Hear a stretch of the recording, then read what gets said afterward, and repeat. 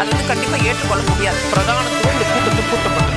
ஏன் இவ்வளோ பெரிய ஒரு கன்ஃபியூஷன்? நான் ரொம்ப சிம்பிளான ஒரு பர்சன். அவருக்கு வேற எந்த விதமான ரைட்ஸும் கிடையாது.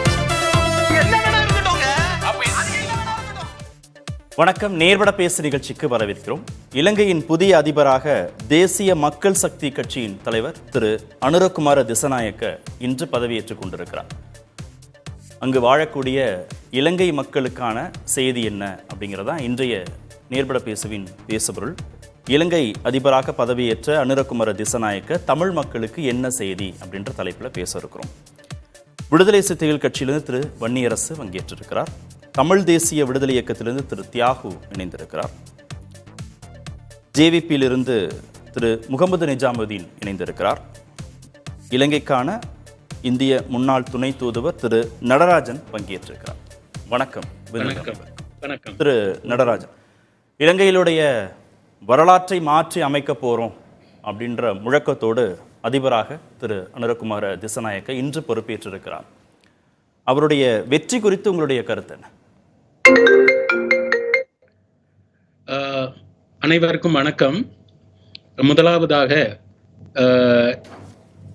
ஹிஸ் எக்ஸலன்சி திரு அனுரகுமார திசாநாயக்க அவர்களுக்கு புதிய தலைமுறை சார்பாகவும் இங்கே அழைக்கப்பட்டிருக்கும் மற்ற பேனலிஸ்ட் சார்பாகவும் நம்மளுடைய வாழ்த்துக்களையும் தெரிவித்துக் கொள்ளலாம்.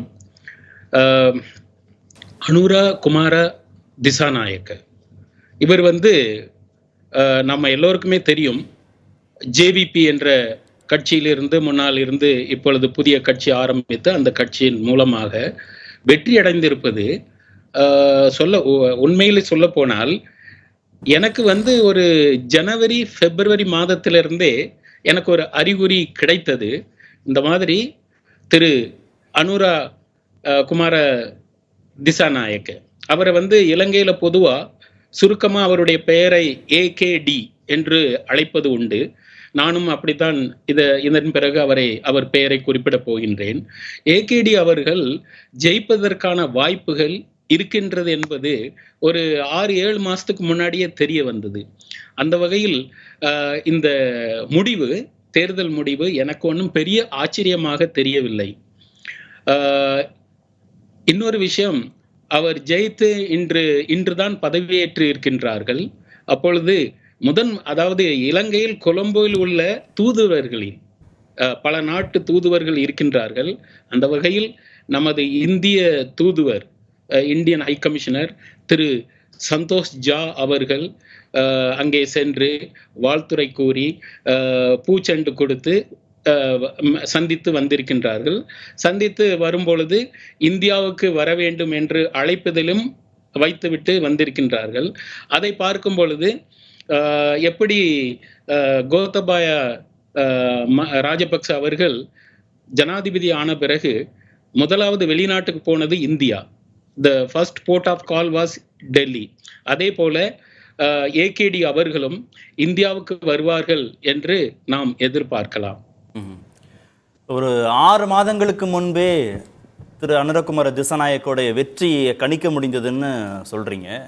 எதை வச்சு அதை உங்களால அனுமானிக்க முடிஞ்சது? அதாவது நான் ஒரு 6 வருஷம் இலங்கையில நான் பணிபுரிஞ்சிருக்கேன், கண்டியிலையும் யாழ்ப்பாணத்திலையும். அதனால நிறைய பேர் என்னுடைய இலங்கையில் இப்பொழுதும் அதாவது அமைச்சர்கள்ல இருந்து அரசு அதிகாரிகள், பொதுமக்கள், அப்புறம் அரசியல்வாதிகள் என்று நிறைய பேர் என்னுடைய தொடர்பில் இருக்கின்றார்கள். அது எந்த கட்சியை சார்ந்தவர்களாகவும் இருக்கலாம். அப்படி பேசும் பொழுது எனக்கு கிடைத்த சில செய்திகள் என்னவென்றால், இந்த இளைய சமுதாயம், குறிப்பாக இளைய சமுதாயம், அரசு அதிகாரிகள் ஒரு மாற்றம் வேண்டும் என்று ஆசைப்பட்டதாகவும் ஆர்வமாக இருந்ததனாலும் இந்த மாற்றம் வரும் என்று கூறியிருக்கின்றார்கள். அந்த வகையில் அப்படியெல்லாம் வச்சுதான் நானும் கணித்தேன் இவர் வரதுக்கு வாய்ப்புகள் இருக்கின்றது என்று. அவர்கள் கொடுத்த தகவல்கள் தான் என்னை அப்படி முடிவுக்கு வரவழைத்தது. ஓகே, சஜித் பிரேமதாசாவும் களத்தில் இருந்தார். ரணில் ஏற்கனவே இருந்ததையே அந்த நிலையவே தொடர முடியும் அப்படின்ற நம்பிக்கையும் கொடுத்தாரு. ஏன் அவங்க பக்கம் மக்களுக்கு நம்பிக்கை இல்லை? சஜித் பிரேமதாசா அவர்களுக்கு ஆரம்ப காலங்களில், அதாவது இப்போ ஒரு மூணு மாசத்துக்கு முன்னாடி எல்லாம் வாய்ப்புகள் இருந்ததாக நான் கேள்விப்பட்டிருக்கின்றேன். நானும் அப்படி நினைத்தேன். அவர்களும் ஜனாதிபதியாக வாய்ப்புகள் இருக்கின்றது என்று நானும் கணித்தேன். ஆனால் அந்த நாட்கள் போக போக அது மாற்றமடைந்து விட்டது. அது இலங்கை மக்கள் தான் அதை சொல்ல வேண்டும். அதாவது ஜனாதிபதியாக இருந்த ரணில் விக்ரமசிங்கே அவர்கள் திரும்ப தேர்தலில் ஜெயிக்க மாட்டார் என்பதும் எனக்கு ஓரளவுக்கு தெரியும். அந்த போராட்டத்தில் ஈடுபட்ட இளைஞர்கள், அது வேலைவாய்ப்பின்மை, விலைவாசி உயர்வு, வாழ்வாதார பிரச்சனையில் போராட்டத்தில் ஈடுபட்ட இளைஞர்கள் திரு திசாநாயக்க பக்கம் திரும்பி இருப்பதாக நினைக்கிறீங்களா? அதுதான் அந்த வெற்றியை தீர்மானித்திருப்பதாக உணர்றீங்களா? அந்த போராட்டத்தில் கலந்து கொண்டவர்கள் மட்டுமல்ல, அதாவது இந்த மாணவர்கள், இளைய சமுதாயம்னு நான் சொல்வது யாருக்கெல்லாம் வாக்களிக்க தகுதி இருக்கின்றதோ அந்த இளைஞர்கள், அதுல மாணவர்களும் இருக்கலாம், அப்படியாப்பட்டவர்கள்.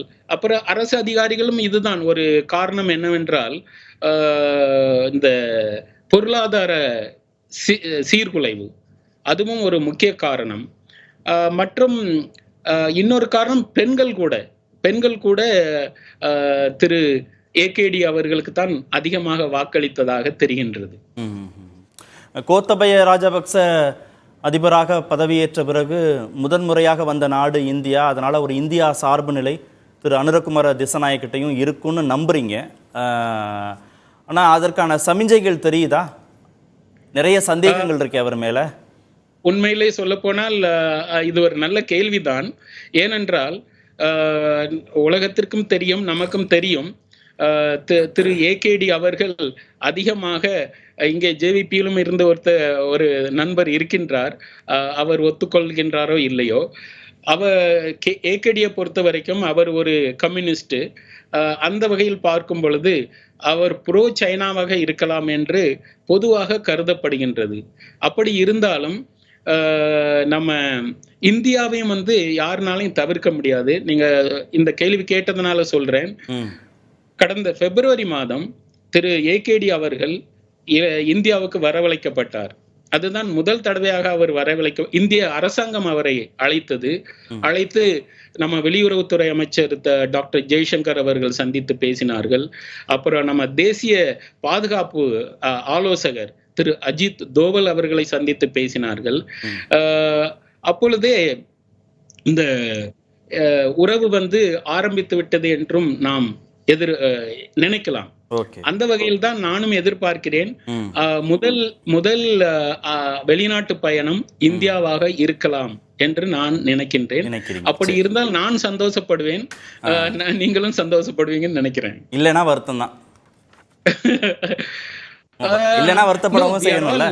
Waiting for him to visit India as a first port of call. திரு வன்னியரசு, இடதுசாரி கட்சி இலங்கையில் ஆட்சியை பிடித்தாலும் கடந்த கால வலதுசாரிகளின் பாதையிலேயே பயணிக்கப் போவதால் இடதுசாரி என பெருமை கொள்ள முடியுமா அப்படின்னு உங்களுடைய எக்ஸ்தலத்த பதிவினுடைய கடைசி 4 வரிகள் இது. ஏன் முன்முடிவுக்கு வந்துட்டீங்க? அவர் இலங்கையின் புதிய அதிபர் வலதுசாரி பாதையில் தான் பயணிக்க போகிறார் அப்படின்னு ஏன் முன்முடிவுக்கு வந்துட்டீங்க? இல்லை, அதாவது ரோஹண விஜயவீரா அப்படிங்கிறவர் தான் ஜேவிபியினுடைய தலைவர். அவர் சுட்டு கொல்லப்படுறாரு, இராணுவத்தால் சுட்டு கொல்லப்படுறாரு.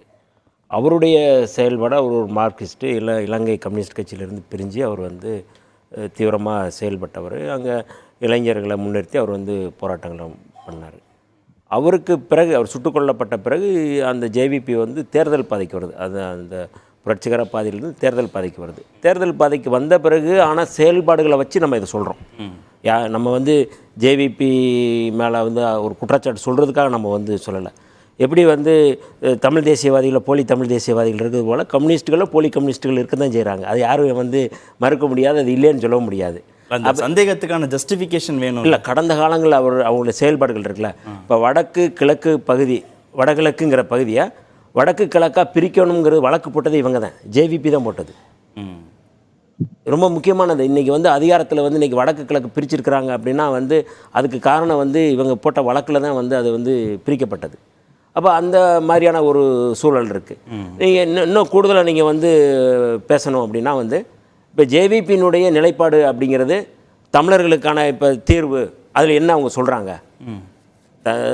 இங்கே வந்து தமிழீழம்தான் ஈழம்தான் அப்படிங்கிறது விடுதலை புலிகள் முன் வச்ச அந்த போராட்டமாக இருக்கட்டும், அந்த கோரிக்கையாக இருக்கட்டும், அந்த கோரிக்கையில் இவருடைய செயல்பாடுகள் பங்களிப்பு இவ்வளோ படுகொலைகள் நடந்திருக்கு. இந்த படுகொலைகளை வந்து அவங்க என்ன அதில் வந்து கண்டிச்சிருக்கிறாங்க?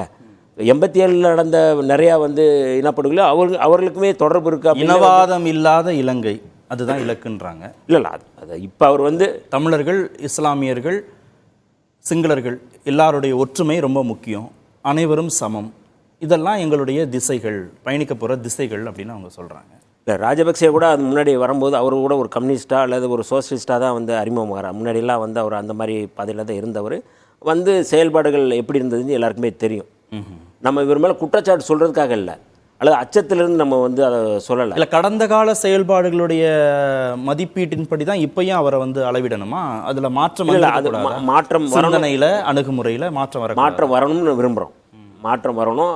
தமிழ் மக்களுக்கு இன்றைக்கி வந்து 13வது திருத்த சட்டம் வந்து போடும்போது இவங்க வந்து அன்றைக்கே வந்து எதிர்ப்பு தெரிவித்தவங்க தான். இப்போ காணி உரிமையோ இல்லை வந்து காவல்துறை உரிமையோ வந்து கொடுக்க முடியாதுன்னு சொன்னதில் இவங்களும் வந்து அதவே சொல்கிறாங்க. கடந்த காலத்தில் சிங்கள தலைமைகள் என்ன நிலைப்பாடு எடுத்தாங்களோ அந்த நிலைப்பாட்டிலேருந்து இவங்க மாறலைன்ற சொல்கிறோம். இப்போ இப்போவும் வந்து மாறலை. அவங்க வந்து தேர்தல் இப்போ நீங்கள் வந்து எந்த அடிப்படையில் வந்து தேர்தலில் வெற்றி பெறாங்க? ஊழல் இல்லாத ஒரு இலங்கை அல்லது வந்து பொருளாதார சீரழிஞ்சிருக்கு, இந்த ரெண்டையும் வளர்ச்சிக்கான நாங்கள் கொடுக்குறோம்னு சொல்லி தான் அவங்க வந்து பேசுகிறாங்க.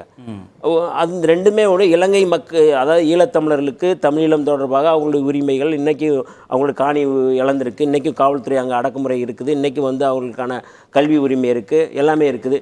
இவர் வந்து நாடாளுமன்றத்திலே பேசியிருக்கிறாரு, தமிழில் பேசக்கூடிய சூழலை நான் உருவாக்குவேன்னு இவர் சொல்லியிருக்கிறாரு. ஆனால் இப்போ அது குறித்து நீங்கள் வாக்கு சேகரிக்கும் போது அது குறித்து அவர் வந்து பேசலை. நிறையா வந்து இருக்குது, எதிர்பார்ப்புகள் இருக்குது. இப்போ ஒரு 60 ஆண்டுகள் வந்து ஈழத்தமிழர்களுடைய போராட்டம்ங்கிறது இருக்குல்ல, ஈழத்தந்தை செல்வா காலத்தில் ஒரு அறவழி போராட்டம், மேதகு பிரபாகரன் அவருடைய தலைமையில் வந்து ஒரு ஆயுத வழி போராட்டம். இந்த போராட்டம் எல்லாமே வந்து மக்களுக்கான உரிமைகளுக்கான போராட்டம் தானே. இந்த போராட்டத்தில் இன்றைக்கி மக்கள் எவ்வளோ மோசமான நிலையில் இருக்கிறாங்க, இன்றைக்கி காணாமல் அடிக்கப்பட்டவர்களுடைய நிலை என்ன, எல்லாமே இருக்குல்ல. இது குறித்து பேசுகிறது இருக்குல்ல. அப்போ இது குறித்தான கேள்விகள் வந்து மக்கள்கிட்ட அங்கே இருக்கிற ஈழத்தில் மாகாண தேர்தலாம் அப்படியே தான் இருக்கும், அதிலலாம் எந்த மாற்றமும் வராது, எல்லா மாகாண தேர்தலும் நடத்தப்படுங்கிற போது அவங்க அதிகார பகிர்வுக்கும் தயாராக இருக்கிறாங்கன்னு தானே நம்ம புரிஞ்சுக்க வேண்டியதாக இருக்குது. இல்லை, அப்படி அதிகார பகிர்வு அப்படிங்கிறதுல வந்து இருக்கிறாங்க அப்படின்னா நம்ம வரவேற்கலாம். அப்போ மேதகு பிரபாகரன் அவர்கள் இருக்கும் பொழுது தமிழீழம் தான் தீர்வு, ஈழம் தான் அப்படிங்கிறது. இப்போ நீங்கள் வந்து இருக்கிற தமிழ் தேசிய கூட்டமைப்பில் இருக்கிறவங்க எல்லாருமே வந்து வந்து மக்கள் நிம்மதியாக வாழணும் அப்படிங்கிற இடத்துக்கு நகர்ந்துருக்கிறாங்க. அது அதிகார பகிர்வை நோக்கி. ஆனால் அதிகார பகிர்வு அப்படிங்கிறது இவர் எங்கே சொல்கிறாரு, எந்த நோக்கத்தில் சொல்கிறாரு அப்படிங்கிறது ஒன்று இருக்குல்ல. இப்போயே நாடாளுமன்றத்தில் அவர்கள்ட்ட வந்து 3 நாடாளுமன்ற உறுப்பினர் தான் இருக்கிறாங்க, 3 பேர் தான் இருக்கிறாங்க. அப்போ அவங்க வந்து இப்போ கலைக்க போகிறேன்னு சொல்லி சொல்கிறாங்க. அவரும் வந்து ரிசைன் பண்ணிடுறாரு, பிரதமரும் ரிசைன் பண்ணுறாங்க. நாடாளுமன்றத்தை கலைப்போம்னு ஏற்கனவே சொல்லியிருக்காரு. என்ன சொல்கிறோம்னா, பழைய சிங்கள தலைமைகள் என்ன செய்கிறாங்களோ அதவே தான் செய்கிறாங்க. புதுசாக வந்து இடதுசாரி அப்படிங்கிறதுக்கு பெருமைப்படுவதற்கு அங்கே ஒன்றும் இல்லை. இடதுசாரி அமைப்புனா வந்து இனப்படுகொலை நடந்திருக்கு அப்படின்னா இடதுசாரிகள், உண்மையான இடதுசாரிகள் அதை கண்டிச்சிருப்பாங்க. எவ்வளவோ இடதுசாரிகள் வந்து சிங்கள பகுதியில் இருக்கிற எழுத்தாளர்கள், கவிஞர்கள் போராடி இருக்கிறாங்க, எதிர்த்து குரல் கொடுத்துருக்காங்க. விடுதலை சிறுத்தைகள் நடத்திய கருத்துரிமை மாநாட்டிலே வந்து சிங்கள பகுதியிலேருந்தே ஒரு எழுத்தாளர் வந்து இங்கே வந்து எங்ககிட்ட வந்து மேடையில் வந்து பேசியிருக்கிறாங்க. முற்போக்கான அவர்கள் சிங்கள தலைமையில் இருக்கிறாங்க, இல்லையே நம்ம வந்து சொல்ல, எல்லாருமே மோசமாக இருக்கிறாங்க நம்ம சொல்லலை. ஆனால் இவருடைய செயல்பாடுகள் என்னவா மாறப்போகுது அப்படிங்கிற கேள்வி வந்து மக்கள் மத்தியில் எழுதலை. திரு முகமது நிஜாமுதீன், திரு அனுரகுமார திசநாயக்க வாழ்த்துக்களை சொல்லிடுங்க. புதிய அதிபராக அவர் பதவியேற்றிருக்கிறார், வாழ்த்துக்கள். அனுரகுமார திசாநாயக்கைக்கு நான் அவருடைய பெருமைப்படுறேன். அவருடைய ஜனாதிபதி ஆக்கி இந்த மக்கள் எல்லோரும் சேர்ந்து தான் நாங்கள் ஆக்கினோம். இங்கே ஜஃப்னாவில் உள்ள தமிழரா, மலைநாட்டில் உள்ள தமிழரா எல்லாரும் சேர்ந்து தான் அவரை ஜனாதிபதி ஆக்கினோம். எங்களுக்கு அவ்வளவு பெரிய ஓட்டு இல்லை, அது நாங்க முதல்ல வைத்துக் கொள்ளணும். ஏன்னா நாங்க சின்ன கட்சியா இருந்து ஒரு 3 மந்திரிமாருக்கு எவ்வளவு ஆரம்ப ஒரு மிஞ்சினா எங்களுக்கு ஒரு கூட்டி பார்த்தா ஒரு 5 லட்சம் ஓட்டு தான் எங்கட பக்ஷக்கு இருந்துச்சு. இவ்வளவு பெரிய ஓட்டு தந்தது வந்து 3 தமிழ், முஸ்லிம், சிங்களோட கலந்துதான் அந்த அவர் ஓட்டு எடுத்து வென்று வந்திருக்கிறார். அதனால அவருக்கு தெரியும். ஆனா தமிழ் மக்கள் வடக்குலையும் கிழக்குலையும் உங்களுக்கு அவ்வளவு வாக்குகள் கிடைக்கல இல்லையா? சஜித் தானே பெரும்பாலான தமிழர்கள் வாக்குகளை பெற்றிருக்கிறாரு. எங்களுக்கு ஆரம்பத்துல பெர்சன்டேஜ் பார்த்தா ஜெஃப்னால முந்திகளுக்கு கிடைச்ச வாக்கு பெர்சன்டேஜுக்கும் இப்ப கிடைச்சிருக்கிறதுக்கும் பார்த்தா பெரிய டிஃபரன்ஸ்ல இருக்கு. அது எங்களுக்கு பெரிய திருப்தி. அந்த எங்களுக்கு ஒரு மக்கள் அங்க ஒரு கூட்டம் இருக்கிறாங்க. 2019 கிடைச்ச 3% 44% உயர்ந்திருக்கிறீர்கள். அத சொல்றீங்க.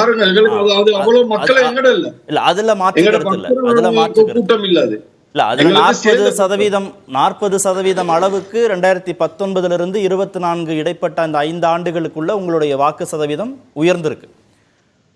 வடக்குலையும் கிழக்குலையும் இருக்கக்கூடிய மக்கள் நான் உங்க மேல நம்பிக்கை வச்சிருக்காங்களா இல்லையே? சொல்லுங்க. வடக்குலையும் கிழக்குலையும் வாழக்கூடிய தமிழ் மக்கள் உங்கள் மீது நம்பிக்கை வச்சிருக்காங்களானா இல்லையே? அப்படி பிரதிபலிக்கலையே. சஜித் மீது தானே நம்பிக்கை வச்சிருக்காங்க. பெரும்பாலான வாக்குகளை அவர் தானே பெற்றிருக்காங்க. அந்த கிடைச்ச பிரசன்டேஜ் கிடைக்கிறது இல்ல. எங்களுக்கு ரணில் அளவுக்கு எங்களுக்கு நாங்க மோசமான நிலைமைக்கு போகவில்லை. அவ்வளவு ஒரு ஜேவிபியை நம்பிக்கை வச்சிருக்கிறாங்க மக்கள். நீங்க அப்படி நினைக்க வேணும். மலைநாட்டுல எங்களுக்கு நம்பிக்கை வச்சு எங்களுக்கு ஓட் பண்ணிருக்கிறாங்க. எங்களுக்கு அந்த ஆரம்பத்துல அந்த பிரசிடென்ட் எங்களுக்கு கிடைக்கல, ஜெஃப்னாலையும் கிடைக்கல. இவ்வளவு பெரிய எதிர்ப்போட நாங்க ஒரு தனி கட்சியா அவங்க எல்லாம் சேர்ந்து கூட்டமா நின்றும் மக்கள் வாக்களிச்சிருக்கிறாங்க. அதனால இதுக்கு பிறகும் அந்த எங்களுக்கு வாக்களிக்காத மக்களுக்கு ஃபீல் பண்ணும் நாங்களும் பண்ணிருக்கிறது அந்த மாதிரி ஒரு ஆட்சியை கொண்டு வருவோம். நிச்சயமாக கொண்டு வருவார். அவர்கிட்ட இந்த ஜாதி, மொழி, தமிழ், சிங்களம் என்ற ஒரு வேறுபாடு இல்லாத மனிதன். நீங்க அதை நம்புங்க. இவர்கிட்ட அந்த அது சொல்ல போனால் ஜாதிவாதம், அதாவது அந்த இனவாத கொள்கை இவர்கிட்ட இல்லவே இல்லை. நீங்க அதை நீங்க நம்புங்க. நான் அவர் கூட இல்ல நம்புங்கன்னு சொல்லலாம். நம்புங்க, எங்க கிட்ட சிங்கள பேரினவாதம் எண்ணமே இல்ல, நம்புங்கன்னு வார்த்தைகளால சொல்ல முடியும். ஆனா ஒரு தனிநபரோ ஒரு கட்சியோ வெற்று வார்த்தைகளால மட்டும் நம்பப்படுறதில்ல, அளவீடு செய்யப்படுறதும் இல்லை. கடந்த கால செயல்பாடுகள் அடிப்படையில தான் மதிப்பீடு செய்யப்படுறாங்க. ஜேவிபியோடைய திரு அனுரகுமார திசாநாயக்கவுடைய கடந்த கால செயல்பாடுகள் எப்படி இருந்திருக்கு? நீங்க அவர்கிட்ட இனவாதம் ஒரு அளவு சரி, நீங்க கண்டத ஒரு எங்கேயாவது ஒரு சம்பவம் சொல்றது. நாங்க அவர் கூட தான் இருக்கிறோம் 15 வருஷம். எங்கேயாவது ஒரு இன்சிடென்ட் நடந்தா அதை அவருக்கு இன்ஃபார்ம் பண்ணினால் அது இமீடியட்டா ஒரு ஆக்ஷன் எடுக்கக்கூடிய அந்த காலத்துல இருந்து அவர்கிட்ட இருந்துச்சு. அது முஸ்லிம் மக்களுக்கு இருந்தாலும் ஒரு இடத்துல பிரச்சனை நடக்கிற நேரம் எல்லாம் அவர் போனாரு. பர்சனலா போயிட்டு விசிட் பண்ணி அவங்களோட கலந்து பேசி அதுக்குள்ள தீர்வு எடுத்து கொடுத்தாரு. இல்ல இலங்கைக்கு இந்தியா படைகள் அனுப்பின போது அது எதிர்க்கப்பட்டது ஜேவிபினால. ராஜீவ் ஜெயவர்தன ஒப்பந்தம் சமயத்துல அதற்கான எதிர்ப்பு கொடுக்கப்பட்டது. மலையக தோட்ட தொழிலாளர்கள் அவங்களுக்கு எதிராக இந்தியாவுடைய எக்ஸ்பான்ஷன் அது அப்படின்னு இந்தியாவுக்கு எதிரான நிலைப்பாடாக அது உங்க தரப்புல இருந்து எதிர்ப்பு தெரிவிக்கப்பட்டது. இது மாதிரி நிறைய சம்பவங்களை பட்டியல் போட முடியும். நீங்க பழைய ஜேவிபியில உள்ள கதையை பேசினீங்கன்னு சொன்னால் இப்ப இந்த மக்கள் இன்றைக்கு இந்த மண்ணுக்கு ஓட் பண்ணிக்க மாட்டாங்க. அவர் அந்த பழைய ஜேவிபி காரர்கிட்ட பேசியிருந்தால் அவர் என்பிபில இருக்கிறார். அவரு விரிவாக எல்லாரும் சேர்த்து கொண்டு ஒரு நல்ல ஒரு ஆட்சிக்கு போறதுக்கு தயாராகிறாரு. இவருடைய கைய காலை இழுத்து இவரை இதை செய்ய விடாம நீங்களும் தடுக்க வாங்க, நீங்கள் ஒத்துழைங்க. நிச்சயமாக இவரு எல்லாருக்கும் நல்ல ஒரு மனிதனாக இருப்பாரு. ஜாதி அதானி திட்டம் இலங்கையுடைய இறையாண்மைக்கு எதிரானது, ஜனநாயகத்திற்கு விரோதமானதெல்லாம் சொல்லியிருக்கிறாரு. அந்த திட்டத்தை செயல்படுத்த விடமாட்டோம், நாங்க ஆட்சி பொறுப்புக்கு வந்தான்னு சொல்லியிருக்கிறாரு. அப்போ இந்தியா சார்பு நிலை, இலங்கை தமிழர் சார்பு நிலைங்கிறது எப்படி இருக்குன்ற சந்தேகம் வராதா? எங்கட இப்ப பிரசன்ட் கவர்மெண்ட்டுக்கு அவங்களோட நியாயமான கோரிக்கைகளை எடுத்துக்கொள்வாரு. அவங்க நேரப்பட கொடுத்த கோரிக்கைன்னா இருந்த மினிஸ்டருக்கு லஞ்சம் பெர்சன்டேஜ் கொடுக்கணும். அதானிட வாப்பு வந்தாலும் அப்ப இருந்தாலும் இங்க உள்ளவனுக்கு பெர்சன்டேஜ் கொடுத்தா தான் இங்க செய்வாங்க. எங்கட அனுரகுமார திசாநாயக்கா அவர் ஒரு சென்டாலும் அதானிக்கிட்டயோ எவன்கிட்டயோ எடுக்க மாட்டார். அவர் நாட்டுக்கு ஒரு நன்மை நடக்கிறது தான் பார்ப்பார். அந்த மாதிரியான டேர்ம்ஸ் அண்ட் கண்டிஷன்ல அதானி எவர் வந்தாலும் நான் ஏற்றுக்கொள்வாங்க. எங்கட பட்சியால அவளை ஏற்றுக்கொள்ளப்படுது. அதானி அது அவங்களுக்கு மத்தவங்களுக்கு கொடுத்த டேர்ம்ஸோட வந்தாருன்னா அவருக்கு அது இங்க நடப்பிக்க கிடைக்காது. உங்களுக்கு தெரிந்த நம்மளோட ஊர்ல இருந்த மத்த இந்த அண்ணாதுரை அவங்களோட காலத்துல இது ஆட்சி பண்ணி வந்தவங்க எப்படி நடந்து கொண்டாங்க, இப்போ உள்ள ஆட்சியாளர் நான் கூப்பிடலாம், நேரப்பட விடுந்தவங்க அவங்க மக்களுக்கு நன்மையை தான் எதிர்பார்த்தாங்க. அதுதான் இப்ப இருக்கிற அனுரகுமார திசாநாயக்க எதிர்பார்க்கிறது. சரி, அமல் மில்கோ திட்டம் 2 பேரும் சேர்ந்து செயல்படுத்தக்கூடிய திட்டம் எதிர்க்கப்படுது. கொழும்புடைய ஏர்போர்ட்டுடைய வடக்கு முனைய விரிவாக்க திட்டம் எதிர்க்கப்படுது. ஆனால் சைனா வந்து ஹார்பரில் செய்யக்கூடிய விரிவாக்கம் குறித்து எந்த எதிர்ப்பும் திசாநாயக்கிட்ட இருந்து வரல. அப்போது ஒரு இடதுசாரி தலைவராக ஒரு ப்ரோ சைனா ஸ்டாண்ட் எடுக்கிறாரோ, சைனா ஆதரவு நிலை எடுக்கிறாரோ, இந்தியா எதிர்ப்பு நிலை எடுக்கிறாரோங்கிற சந்தேகம் வெளிப்படையாக வரத்தானே செய்யும். அவர் ஒருபோதும் இந்தியாவை எதிர்த்து எதையும் செய்ய மாட்டார். எங்களுக்கு இந்தியா வந்து எங்களுக்கு கிட்ட உள்ள நாடு. நாங்க அவங்களோட எதை செஞ்சாலும் அவங்களோட கோஆபரேட் பண்ணி தான் செய்யணும். அந்த சந்தேகம் வைக்க வேணும். சைனா எல்லாம் அப்புறம் தான், சைனா எல்லாம் பிசினஸ் தான். இந்தியா எங்களுக்கு நேபர், எங்களுக்கு பிளட் ரிலேஷன் இருக்குது இந்தியாவோட.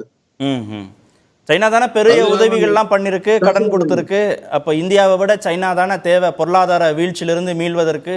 அந்த சிந்தனை வராதா இடதுசாரி தலைவருக்கு?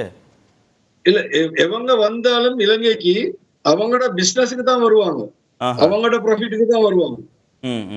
அதனால நாங்க எங்கட கண்ட்ரிக்கு எது பெனிஃபிட், எந்த ஊரால எந்த கவர்மெண்டால நன்மை நடக்குதோ அதை கொண்டு நாங்க செயல்படுவோம். இந்தியாவை எப்படி பாக்குறீங்க? இந்தியாவை எப்படி பாக்குறீங்க? பிசினஸை கடந்து இந்தியாவை எப்படி பாக்குறீங்க நீங்க? India neighbour country. நாங்க நேபர் தான் ஃபர்ஸ்ட் பார்க்கணும், அது பிறகுதான் அடுத்தவங்க. இந்தியா இன்னைக்கு நல்ல நிலைமையில இருக்குது. இந்தியாவை கொண்டு பல நன்மைகள் எங்களுக்கு நடக்கிறதுக்கு இருக்குது முன்னுக்கு. அதை நாங்க கெடுத்துக்கொள்ள மாட்டோம் ஒருபோது. ஓகே, தமிழர் நலன்ல என்ன நிலைப்பாடு? இலங்கையில் இருக்கக்கூடிய தமிழர் நலன் குறித்து என்ன நிலைப்பாடு? தமிழர் நலம் சொன்னால் அவங்களுக்கும் சம உரிமை கிடைக்க வேணும் எல்லாத்திலையுமே. மலையக மக்களுக்கு சரியான அசாதாரணம் நடக்குது.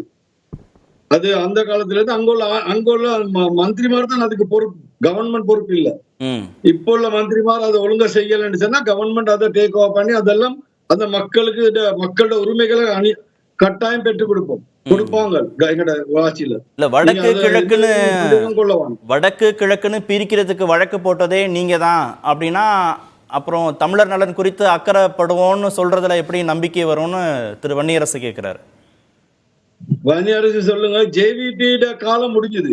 அது வந்து உலகம் பூராவே லெப்டிஸ்க்கு இடம் இல்லாத முடிஞ்சது. இப்ப நாங்க என்பிபில வந்திருக்கோம். அதனால நீங்க எல்லாம் என்பிபிக்கு சேர்ந்த மக்கள் எல்லாம் வித்தியாசமானவர்கள். நீங்க அவர்களை ஒவ்வொருத்தரையும் இண்டிவிஜுவலா பாத்தீங்கன்னு சொன்னால் மத்த பட்சில இருந்த நல்ல மனிதர்களை தான் நாங்க எடுத்திருக்கிறோம். மந்திரிமார் எடுக்கல, மத்த பட்சக்கு உண்மையா உழைச்சவர்கள் எடுத்திருக்கிறோம். அவங்க எங்கள் கூட இருந்து உண்மைக்காக போராடுவாங்க. நீங்க அதுல சந்தேகம் கொள்ள வேணும். ஓகே திரு தியாகு, பழைய ஜனதா விமுக்தி பெரமுனாவாக எங்களை நினைக்க வேண்டியதில்லை, தேசிய மக்கள் சக்தியாக எங்களை பாருங்கள். எங்களுடைய கொள்கை சித்தாந்தத்தில் நிலைப்பாட்டில், அரசியல் நிலைப்பாட்டில் கூட மாற்றம் வந்திருக்கு அப்படின்னு சொல்கிறேன். நம்ம அப்படியே பார்த்தே பேசுவோம். நம்ம ஏன் பழசையே பேசிட்டு இருக்கணும்னு அவசியம் இல்லை.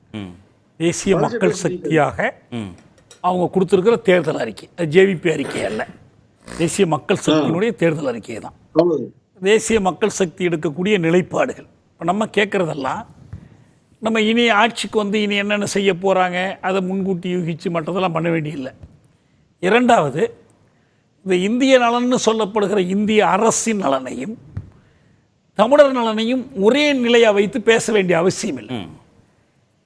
இந்தியா குறித்து அவர்களுக்கு இருக்கக்கூடிய இந்திய விரிவாதிக்க அச்சம் என்பதை நான் நியாயமானதாக பார்க்குறேன்.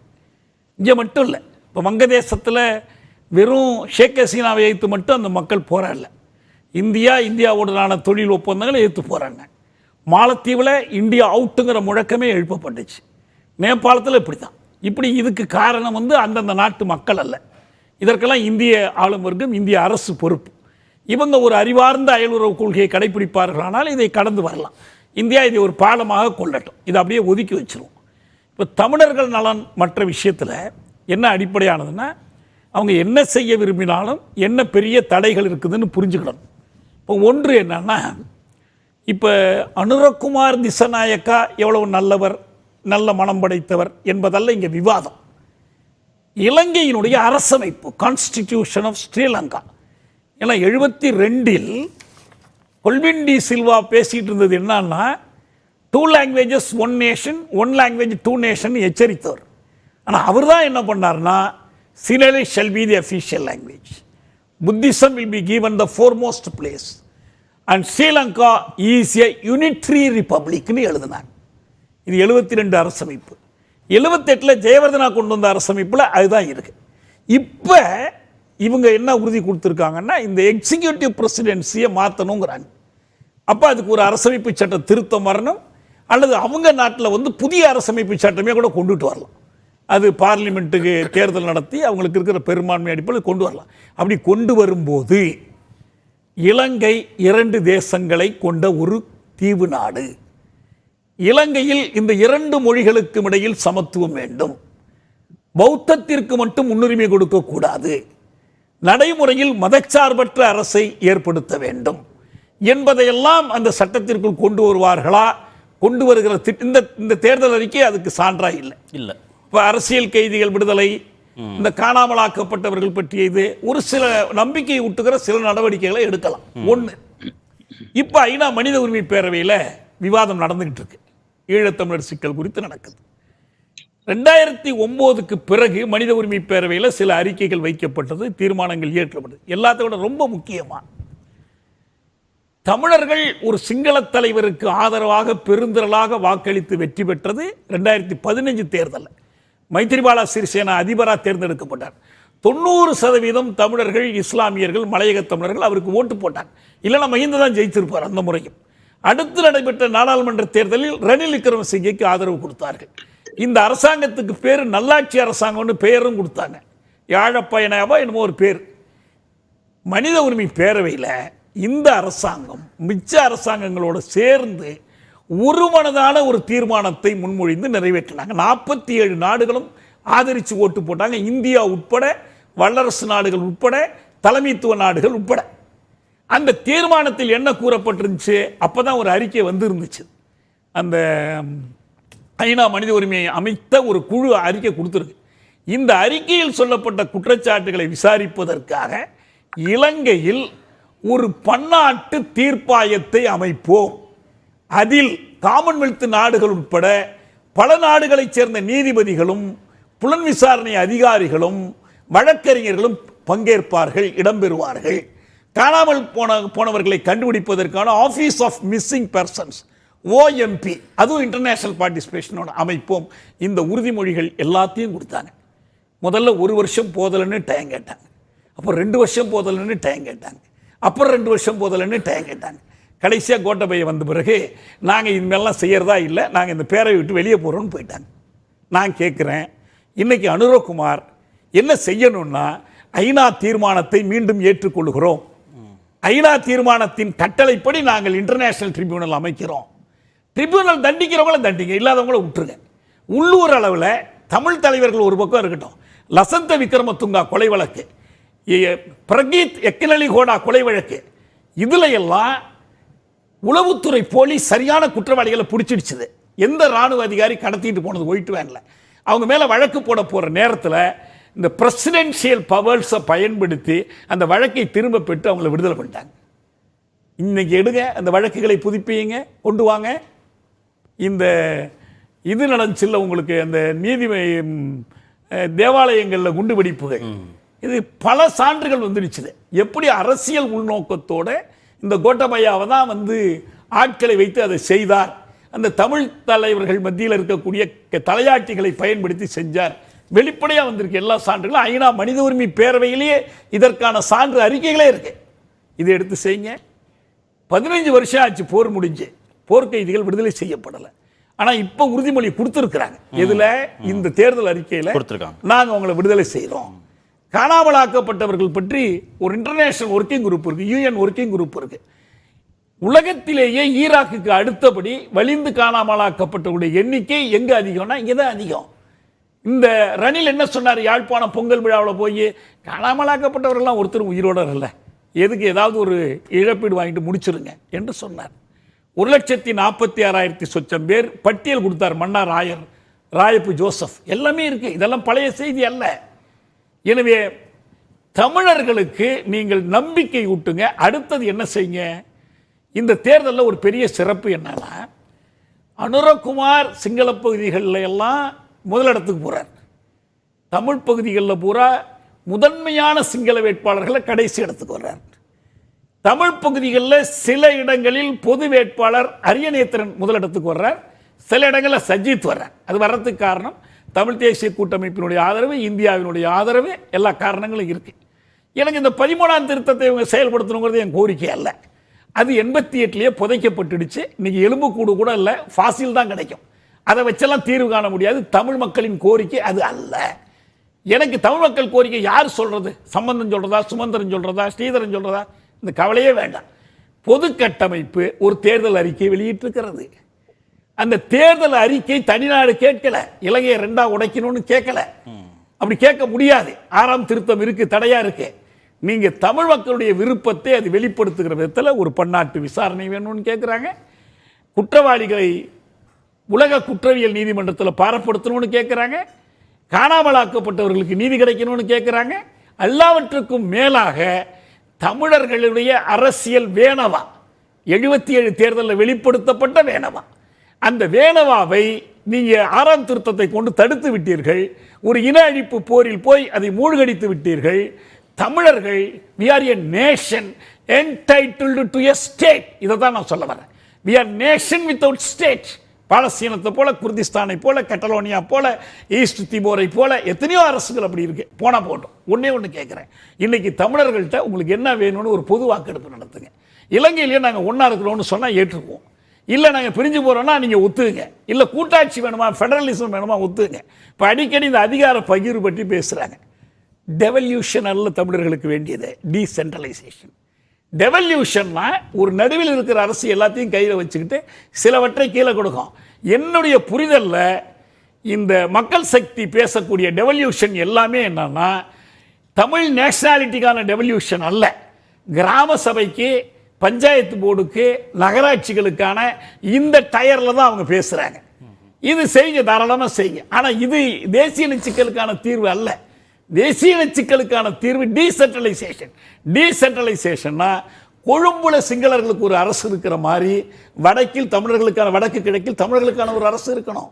அதுக்கு சட்டம் இயற்றும் அதிகாரம் இருக்கணும். ஒரு வேடிக்கை பாருங்க, 13ஆம் திருத்தத்தை செயல்படுத்துவது பற்றி ரணில் என்ன சொல்றாரு?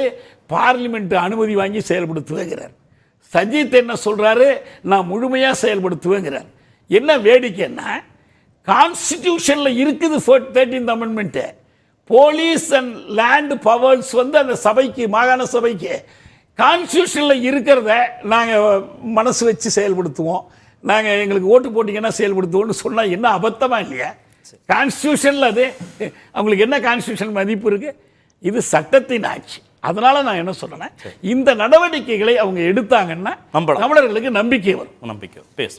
திரு நிஜாமுதீன், 2 தீவுகளை கொண்ட நாடு அப்படின்றத, 2 தேசங்களை கொண்ட ஒரே தீவு, மதச்சார்பின்மையை உறுதிப்படுத்தணும், பௌத்தத்தை மட்டும் முன்னிலைப்படுத்துறத நிறுத்தி கொள்ளணும், போர்க்குற்றங்கள் குறித்த விசாரணைக்காக ஒரு பன்னாட்டு விசாரணை அமைப்பு தேவை, காணாமல் போனவர்கள் குறித்த நீதி விசாரணை தேவை, போர்க்கைதிகள் விடுதலை குறித்த உத்தரவாதத்தை உடனடியாக செயல்படுத்தணும், அதிகார பகிர்வு அப்படிங்கிறது வந்து டெவல்யூஷனாக இல்லாமல் டீசென்ட்ரலைசேஷனாக இருக்கணும் அப்படின்லாம் திரு தியாகு வலியுறுத்தினார்.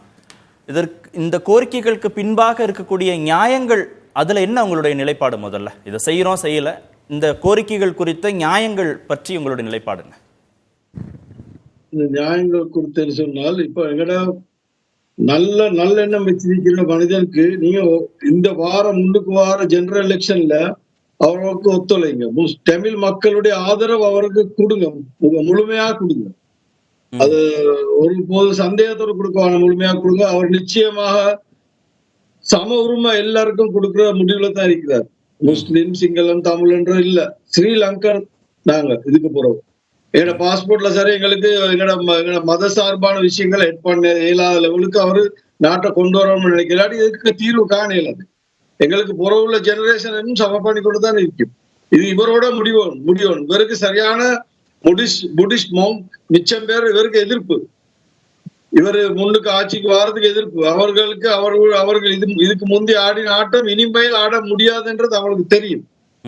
ஐயா உங்களுக்கு தெரியும், கம்யூனிசத்துல ஜாதி மத வேதத்துக்காக ஒன்றும் பின்னுக்கு போக மாட்டாங்க. கடந்த கால ஆட்சியாளர்கள் குறித்த மதிப்பீடு நீங்க சொல்றது தானே? நீங்க கடந்த கால ஆட்சியாளர்கள் குறித்த மதிப்பீடு நீங்க சொல்றீங்க அப்படிதானே? கடந்த ஆட்சியாளர்கள் என்ன பண்ணினாங்க? அவங்க மீது அவநம்பிக்கை இருக்கு. இல்ல, தமிழ் மக்களுக்கு அவங்க மீது அவநம்பிக்கை இருக்கு, போதாமை இருக்கு, அவங்க இதெல்லாம் செய்யல. ஆனா புதிதாக தேர்ந்தெடுக்கப்பட்டிருக்கக்கூடிய அதிபர் மீது நம்பிக்கை இருக்கு, இதெல்லாம் அவங்களுடைய கோரிக்கைகளாக இருக்கு. ஆனா உங்களுடைய தேர்தல் அறிக்கையில இதெல்லாம் இல்லை, பெரும்பாலானவை இதெல்லாம் இல்லை. திரு தியாகு சுட்டிக்காட்டினது. ஆனா இதெல்லாம் அவங்களுடைய எதிர்பார்ப்பு, தமிழ் மக்களுடைய எதிர்பார்ப்பு. அதுல என்ன நிலைப்பாடுன்னு கேட்கிறேன். நீங்க உங்களோட தமிழ் மக்களுக்கு அவங்க கூட கலந்து பேசி இதுக்குள்ள முடிவு தீர்வு எடுங்க. நாங்க இதெல்லாம் பப்ளிக்ல போட்டேன்டா இந்த இவ்வளவு சிங்கள மக்கள் எங்களுக்கு ஓட் பண்ணிக்க மாட்டாங்க. இது நான் ஒரு சீக்கிரம் உங்களுக்கு வெளியிட்டேன். நாங்க முஸ்லிம்கள் நாங்க நம்பி அவருக்கு ஒத்துழைச்சோம். எங்களுக்கு இன்னும் நம்பிக்கை இருக்குது அவரால் எங்களுக்கு மேக்சிமம் எங்களோட தேவைகள் எல்லாம் பூர்த்தி ஆகும். நான் அவரு கூட 15 வருஷமா இருக்கிறேன். அவருக்கு ஜாதி மதம் மொழி எந்த வேறுபாடும் இல்லாம எல்லா மக்களோட சமமா பழகிட்டு இருக்கிறாரு. இல்ல, அதுல ஒரு பொது வாக்கெடுப்பு நடத்தி ஒரு முடிவுக்கு வாங்கன்றார். இலங்கை தமிழ் மக்கள் மத்தியில ஒரு பொது வாக்கெடுப்பு நடத்துங்க, அவங்களோட உங்க சிங்களவர்களோட இருக்கட்டுமா இல்ல தனி அரசுங்கிறது நிலைப்பாடாக சொல்றாங்களா என்னன்றது ஒரு பொது வாக்கெடுப்பின் மூலமாக தீர்மானிக்கப்படட்டும் அப்படின்னு கேட்கிறார். அதற்கு முன் வருவீங்களா? இலங்கை ஒரு சிறிய நாடு. இலங்கை ஒரு சிறிய நாடு. நாங்க தமிழ், முஸ்லிம், சிங்களீஸ், பர்கர், மேலே எல்லாம் கலந்துருந்து ஒரு பூந்தோட்டம் மாதிரி இருக்கும். இன்னைக்கு மலேசியா இருக்கிற மாதிரி. ஏன் அதை பிரிச்சு வாழணும்னு நினைக்கிறீங்க? நாங்க சேர்ந்து நல்லா ஒட்டுமே உங்களுக்கு தமிழுக்குள்ள ஒரு டிஃபரன்ஸ்ல ஒரு இன்பம் இருக்கு. நான் முஸ்லிம்ஸ், நாங்க ஒரு டிஃபரெண்ட். அதுல எல்லாம் கலந்திருக்க போக அழகா இருக்கும். நாங்க ஒரு சின்ன நாடு, அழகா வாழ்வோம். அந்த நாட்டுல எங்கட நல்ல அதுக்குள்ள லீடர் தான் இப்ப கிடைச்சிருக்கிறாரு. அவர் ஒருபோதும் அவரோட மத இந்த இதை தோல்ல போட்டுட்டு எதுக்கும் வரமாட்டார். முதல்ல அவர் சொல்லிட்டாரு பார்லிமெண்ட்டுக்கு ஒரு புத்திஸ்ட் மோங்க பார்லிமெண்ட்டுக்கு எடுக்கிறல்ல. அது உங்களுக்கு போதாது ஐயா? ஒரு மத சார்பான ஆட்கள் அவங்க மத வேலையை தான் பார்க்கணும். அவங்க பார்லிமெண்ட்ல வந்து அவனோட வேலையை பார்க்கப்படாது. அப்படி இருக்கிற மனிதனுக்கு நீங்க ஒத்துழைங்க, நிச்சயமா ஒரு மாற்றம் வரும். அவருக்கு தமிழ் மக்கள் கை கொடுத்தாங்கன்னு சொன்னா அவருக்கு 100% வெல்லுவாரு. அவனோட மக்களோட உதவி இருக்குமான்னு திரு வன்னிட்ட பேசிட்டு அடுத்த சுற்றுலையும் வரேன். இந்த கோரிக்கைகள்ல இருக்கக்கூடிய நியாயங்கள் குறித்தும் திரு நிஜாமுதீன்கிட்ட ஒரு உறுதிப்பாடான தகவல் வரல. ஆனால் நாங்கள் பூந்தோட்டமாக இருக்கிறோம், சிங்களர்கள், இஸ்லாமியர்கள், தமிழ் மக்கள் எல்லோரும் ஒரே கூட்டுக்குள்ள வாழ்றோம், ஏன் நீங்க பிரிவினை இருந்து பண்றீங்கன்றதான் அவருடைய கேள்வி. இல்லை, நீங்கள் பூந்தோட்டம்னா ஒரு பாத்தி கட்டி ஒரு தோட்டத்தில் நீங்கள் தண்ணி ஊற்ற மாட்டீங்க, ஒரு தோட்டத்தில் நீங்கள் கருக விடுறீங்க அப்படிங்கிற அந்த பூக்கள் பூரா இயங்கிட்டு இருக்குல்ல, அதுல இருந்து தான் கேட்குறாங்க அந்த கோரிக்கை. அதுல இருந்து வெள்ளவத்தில் எப்படி வாழ்றபடி பாத்திருக்கீங்களா? நாங்க தமிழ், முஸ்லிம், சிங்களீஸ் எல்லாம் ஒன்றுக்கு எல்லாரும் ஒற்றுமையா வாழ்றாங்கன்னு சொல்றீங்க. ஒற்றுமையா தான் வாழ்றோம். ஒற்றுமையா தான். சரி, எல்லாம் நாங்க ஒற்றுமையா தான். எனக்கு எத்தனையோ தமிழ் ஃப்ரெண்ட்ஸ் இருக்கிறாங்க. இல்லப்பா, இந்த கோரிக்கைகள்லாம் வேண்டான்னு சொல்லிட்டாங்களா? இதெல்லாம் நீங்க எதுவுமே செயல்படுத்த வேண்டாம், நாங்க மகிழ்ச்சியா இருக்கிறோம்னு தமிழ் மக்கள் சொல்லிட்டாங்களா? இப்ப திரு தியாகு பட்டியல் போட்டாரு, ஒரு 10க்கும் மேற்பட்ட கோரிக்கைகள். களம்புல ஒரு தமிழ் ஒருத்தர நீங்க ஒரு பேட்டிக்கு எடுத்து நீங்க அவர்கிட்ட இதே கேள்வியை கேளுங்க, அவருக்கு கிடைக்கிற ஆன்சர் அது டிஃபரெண்டா தான் இருக்கு. நிச்சயமா நாங்க அந்த மாதிரி அப்படியே முழு கண்ட்ரிக்கும் அதை பரப்புவோமே, அந்த அப்படி வாழ்வோமே. ஏன் நீங்க அப்படி தனிச்சு இதாக பாக்குறீங்க? சரி, இல்ல என்ன நிஜாமுதீன் சொல்றதுல இருந்து என்ன புரிஞ்சுக்க வேண்டியதா இருக்குன்னா, கடந்த கால ஆட்சியாளர்கள்ட்ட இந்த கோரிக்கைகள் தமிழ் மக்களுக்கு இருந்தது. திரு அனுரகுமார திசாநாயக்கிட்ட அந்த கோரிக்கைகள் வைக்க வேண்டிய அவசியமே இல்லை, எல்லோரும் ஒற்றுமையாக வாழ முடியும், எல்லோருக்கும் எல்லாமுங்கிறத அவர் உறுதிப்படுத்துவார்னு நம்பிக்கை இருக்குன்றார். அனுரகுமார் நாட்டின் குடியரசுத் தலைவராக தேர்ந்தெடுக்கப்பட்டிருக்கார், மன்னராக அல்ல.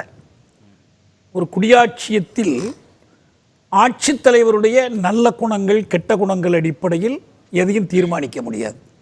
நல்ல குணங்கள் இருந்தால் நல்லது தான், கெட்ட குணங்கள் இருந்தால் கெடுதல் தான். ஆனால் நல்ல குணங்களை மட்டும் நம்பியே எல்லாவற்றையும் ஒப்படைத்திட முடியாது. ஒரு கான்ஸ்டிடியூஷன், லா, அந்த ரூல் ஆஃப் லா, சரி, இப்போ அந்த லா கான்ஸ்டியூஷன் எப்படி இருக்குங்கிறத பற்றி நம்ம பேசுகிறோம். எனக்கு அவரை பற்றி தனிப்பட்ட முறையில் எனக்கு தெரியாது. அந்த அபிப்பிராயமும் தேவையும் இல்லை. அது வந்து எனக்கு முக்கியம் இல்லை. அது இருந்தால் நல்லது தான். நான் தெரிஞ்சுக்க விரும்புகிறேன். இது இருந்தால் நல்லது. இப்போ சில நாடுகள் அப்படி இருக்கும்போது அவங்க பல நல்ல காரியங்களை செய்ய முடிஞ்சிருக்கு. இப்போ பிரேசிலில் பொல்சனாரோவை தோக்கடித்து லுலுவை தேர்ந்தெடுத்தான். அது ஒரு பெரிய மாற்றத்தை கொடுத்துருச்சு, அந்த நாட்டில் கொடுத்துருச்சு. வெனிசுவேலாவில் அதே மாதிரி தான் மாற்றங்கள் வந்திருக்கு. பல லத்தீன் அமெரிக்க நாடுகளில் பெரு, பொலிவியா, பல நாடுகளில் வந்திருக்கு. அப்படி வந்தால் நம்ம வரவேற்போம். ஆனால் வருன்றதுக்கு உத்தரவாதம் இல்லை. அதுக்கான அடிப்படை ஒரு இடைவேளை மட்டும் எடுத்துட்டு நான் மீண்டும் வந்து திரு நடராஜன், இந்திய அரசோடு நல்லுறவை பேண வேண்டியது அவசியம் அப்படின்னு திரு முகமது நிஜாமுதீன் பேச்சிலிருந்து புரிந்து கொள்ள வேண்டியதாக இருக்குது. அது வந்து எங்களுடைய நட்பு நாடுன்னு சைனாவை விட ஒப்பீட்டு அளவில்.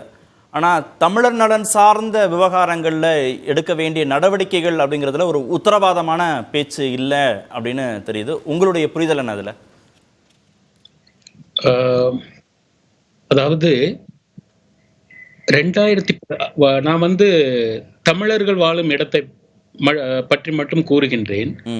2018 செப்டம்பர் அந்த மாதத்தில் வடமாகாண சபை அந்த முழு காலத்தையும் கலைந்து விட்டது. இப்போ 6 வருஷம் ஆகிவிட்டது. இந்த மாகாண சபை தேர்தலை பற்றி ஓரிரு தலைவர்கள், இலங்கை தலைவர்கள் பேசினாலும் இன்று வரைக்கும் அந்த மாகாண சபை தேர்தல் எப்பொழுது நடக்கும் என்று யாருக்குமே தெரியவில்லை. ஆனால் இந்தியா அதை பற்றி குறிப்பிட்டுக் கொண்டே வருகின்றது. நம்ம பிரதமரோ அல்லது வெளியுறவுத்துறை அமைச்சர் அல்லது மற்ற அதிகாரிகள் போகும்பொழுது கூட இதை திரும்ப திரும்ப கூறப்படுகின்றது. 13th அமெண்ட்மெண்ட் பிரகாரம் இந்த மாகாண சபை தேர்தல் விரைவாக வைக்க வேண்டும். இதை நான் எதற்காக கூறுகின்றேன் என்றால், இந்த தென்னிலங்கையர்கள் அவர்களுக்கு இது இருந்தாலும் சரி இல்லாவிட்டாலும் சரி ஒன்றுதான். உதாரணத்துக்கு சென்ட்ரல் ப்ராவின்ஸ் கண்டி, அங்கே முத்தரப்பட்ட மக்கள் இருக்கின்றார்கள். சிங்களத்தவர்கள், மலையக தமிழர்கள் மற்றும் இஸ்லாமியர்கள் என்று எல்லாரும் இருக்கின்றார்கள். அவர்களும் இதை பற்றி அவ்வளவு அக்கறை கவலைப்படுவதில்லை. ஆனால் கிழக்கு மாகாணம், வடக்கு மாகாணம், இந்த 2 மாகாணங்களும் தான் எங்கு தமிழர்கள் அதிகமாக வாழ்கின்றார்களோ, வசிக்கின்றார்களோ, இவர்கள் தான் இதை பற்றி கூறுகின்றார்கள் தேர்தல் எப்பொழுது வைக்கப் போகின்றீர்கள் என்று. அதனால் இந்த புதிய அரசாங்கம் இதன் அதாவது திரு ஏகேடி அவர்கள் இந்த நடத்த வேண்டும் என்றால் இந்த தேர்தல் விரைவில் வைக்க வேண்டும். பாராளுமன்ற தேர்தல் வைப்பார்கள். அதற்கு பின் இந்த மாகாண சபை தேர்தல், அதாவது நம்ம ஊர்ல ஸ்டேட் அசம்பிளி எலெக்ஷன் என்று கூறுவோம், அதை நிச்சயமாக விரைவாக வைக்க வேண்டும் என்று நான் நினைக்கின்றேன், கூறுகின்றேன். இது எங்களுடைய அறிவுரை என்றும் எடுத்துக்கொள்ளலாம். இல்லை, அதாவது இலங்கை அப்படின்னாலே வந்து இந்தியா, அமெரிக்கா, சீனா 3மே வந்து ஒரு கண்கொத்தி பறவை போல் வந்து அதை வந்து பார்த்து அதை வேட்டையாடுறதுக்கு தான் துடிச்சிட்ருக்குறாங்க. ஆனால் அதில் இருக்கிற மக்களுடைய பிரச்சனைகளை பார்க்குறதில்ல. இப்போ இந்தியா வந்து வணிகம் நோக்கோட மட்டும்தான் பார்க்குறாங்க. இப்போ அதானி தொடர்பான துறைமுகத்தை வந்து அவர் அனுராகுமார திசநாயகா வந்து நான் முடியாதுன்னு சொன்னதுக்கப்புறம் போய் தோவல் போய் சந்திக்கிறது, ஜெய்சங்கர் போய் சந்திக்கிறது அப்படிங்கிறது வணிக நோக்கோட தான். நீண்ட காலமாக வந்து இந்திரா காந்தி அம்மா எப்படி ஒரு முடிவெடுத்து வந்து ஈழத்தமிழர்களுக்கு ஆதரவாக நின்னாங்களோ அந்த நிலைப்பாடு எடுக்க முடியல. இதில் வந்து வெளிவிவகாரத்துறை வந்து இந்தியாவுக்கு படு தோல்வி அடைஞ்சிருக்கு. ஏன்னா சஜித் பிரேமதாசாவை தான் இவங்க வந்து ஜெயிக்க வைக்கிறதுக்கு முயற்சி பண்ணாங்க இந்தியா. அதுலேயே அவங்க வந்து தோல்வி அடைஞ்சிட்டாங்க. இப்போ குறைந்தபட்சம் வந்து அந்த மக்களுக்கான உரிமைகளை வந்து நீங்கள் வந்து பேசுறது கூட முடியாத ஒரு சூழலில் தங்களுடைய பிஸ்னஸ்க்காக மட்டும்தான் இந்தியா போகுது. முதல் நாள் தானே, கொஞ்சம் பொறுத்து. இந்தியாவுடைய ரோல் சொல்கிறேன். இந்தியா வந்து பெரிய மிக மோசமாக தமிழர்களுக்கு துரோகம் செய்யக்கூடிய நாடாக தான் இருக்குது. அதில் வந்து எந்த மாற்று கருத்தும் இல்லை. இதில் வந்து குறைந்தபட்சம் வந்து நம்ம அனுராகுமார திசநாயகா அவர்கள் வந்து மக்களுடைய உரிமைகள் சார்ந்து, இல்லை நம்ம தோழர் தியாகு சொன்னது போல் பொது வாக்கெடுப்பு நடத்துறது, இல்லைன்னா வந்து அவருடைய அரசியல் பகையாக இருக்கக்கூடிய ராஜபக்சே போன்றவர் இனப்படுகொலை குற்றவாளினே அறிவிச்சாங்க. அந்த இனப்படுகொலை குற்றவாளியை வந்து நீங்கள் கொஞ்சம் பொறுத்து பன்னாட்டு நீதிமன்றத்தில் நிறுத்துங்க அப்படிங்கிறதையாவது சொல்லும் போது மக்கள்கிட்ட ஒரு நம்பிக்கை வரும். நன்றி. நிகழ்ச்சியில் பங்கேற்ற அனைத்து விருந்துகளுக்கும் நேர்பட பேச நிறைவு. அது வந்து கண்டிப்பா ஏற்றுக்கொள்ள முடியாது. பிரதானத்துவம் இந்த கூட்டத்தில் கூட்டப்பட்டது. ஏன் இவ்வளவு ஒரு கன்ஃபியூஷன்? நான் ரொம்ப சிம்பிளான ஒரு பர்சன். அவருக்கு வேற எந்த விதமான ரைட்ஸும் கிடையாது. நிகழ்ச்சியின் இப்பகுதியை இணைந்து வழங்குவோர் V-Guard